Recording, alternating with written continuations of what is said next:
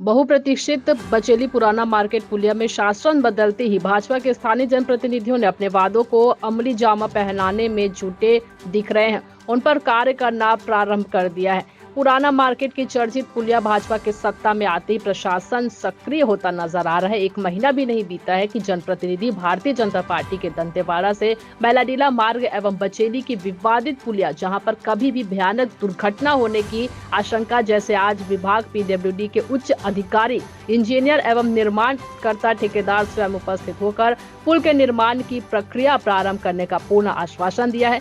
एक हफ्ते के अंदर अंदर कार्य प्रगति पर होगा। इसे 2 चरणों में बनाया जाएगा। डायवर्शन की जगह न होने के कारण पुराने पुल से आवाजाही का काम चलता रहेगा। उसके बाजू से पहले चरण में आधा पुल बनाया जाएगा, उसके बाद उसके आधे हिस्से को बनाया जाएगा। बचेली भारतीय जनता पार्टी के जनप्रतिनिधि, जिन्होंने वादा किया था कि उस वादे पर अटल रहते हुए उन्होंने प्रयास प्रारंभ किया, जिसका बचेली वासी धन्यवाद देते हैं।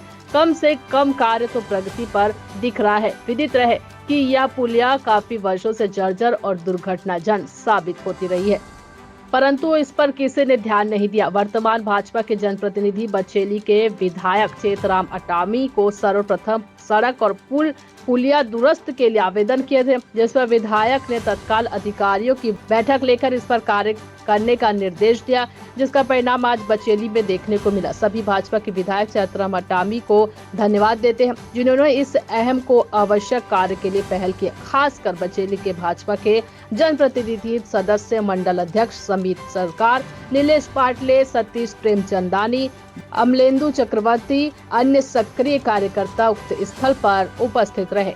बचेली से फकरे आलम की रिपोर्ट।